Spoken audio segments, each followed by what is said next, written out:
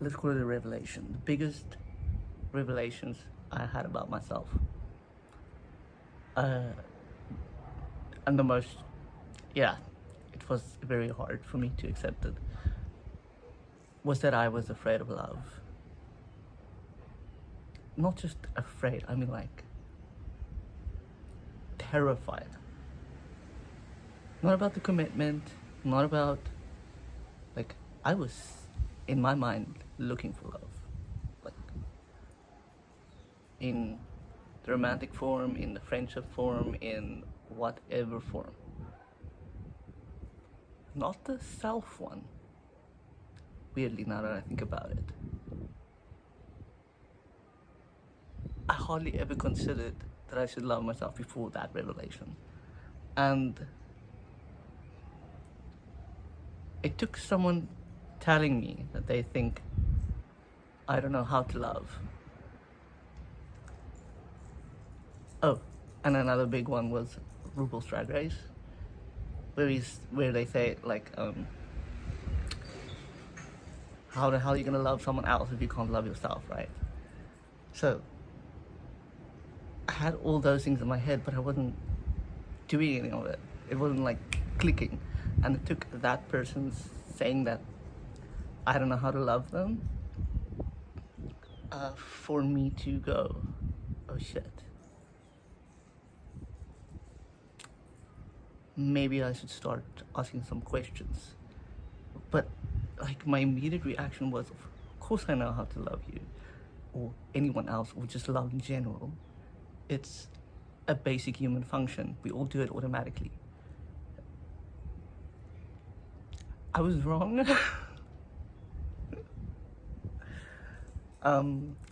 However, I will say that person, I don't think they understood what they were saying. So it's about listening to how you respond. It's not about what the other person's saying, because their reasons for it might not be your best will, always. But it's really rewarding to listen to how you respond to things like that, and then learning from it. So then I started just looking. How do I love every day? How do I love my cats? How do I love myself? How do I love my plants? How do I love in general? And I realized pretty quickly, most of my day is spent in fear. You know, the fight, flight, freeze, response state. And I was like, oh, I thought that was just normal. Oops.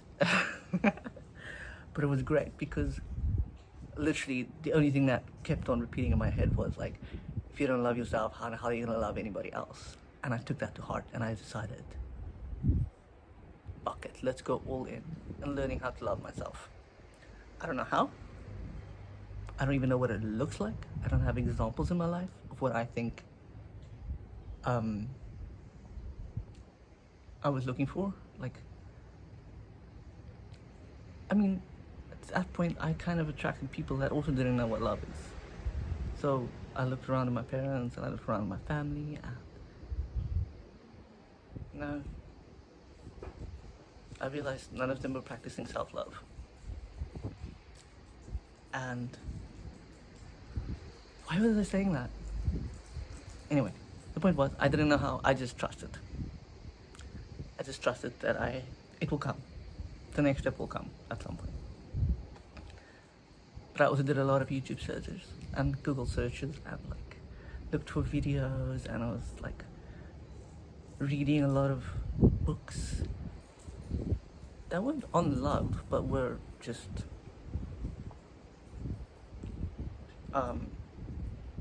alternatives, you know, trying new things. How do you get out of fight, flight, and freeze? Like, and that just opened up so many portals to try and see what makes me tick and what makes me freeze. Anyway, back to the point. I think we've forgotten how to love. And it's an exciting time to be saying that I think we are remembering how to love, because it's not that we don't know how to love, it's that we've been forced to forget how to love and hate instead, and separate parts of ourselves and other humans and, hierarchy stuff. Yeah.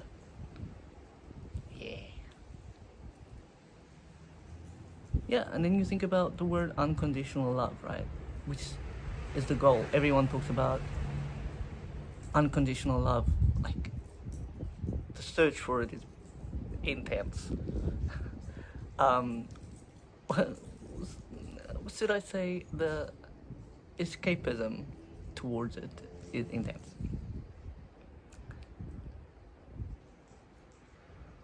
And I mean, during this whole quest thing, I realized I had never stopped to think, what does unconditional love mean? What does it look like? And could it mean something different than what I thought it was? Because I mean, nobody tells you what it is, they just tell you the word. They say, when you find your partner, they will always love you, right? Despite the fact that divorce rates are crazily high. There's so much conflict in most of that. It's not the point.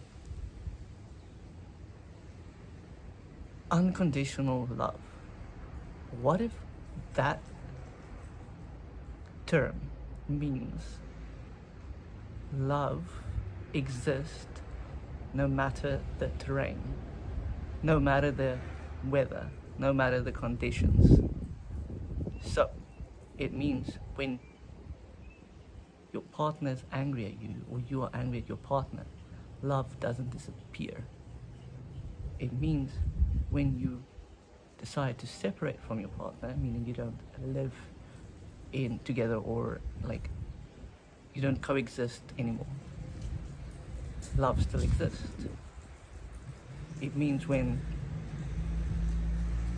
you get cheated on, tough one, love still exists, love exists. Its form just changed. It means love is the most adaptable energy on this planet. It doesn't have limits. It's not ignoring all its forms. Sorry, there's an ant on me. It doesn't mean you should be in, how do you put it? Like, it shouldn't be one form all the time. Where it's just the crush phase. Because many of us think that's what unconditional love is. It's just forever being in that little phase. No, it's learning how to move back into that phase all the time, which makes it unconditional. So we learn how to love no matter in what conditions we find ourselves in. I don't know if this makes sense. I just found it really cool to think of love that way. Like, it cannot be destroyed. It is all that exists. We are the ones who went and made and put it in a box and limited it to it. It's only love when it's like this, or feels like this, or is shown like this. It's a vast treasure that we haven't even begun to explore and barter with and exchange with and level up with. I think that makes it really cool.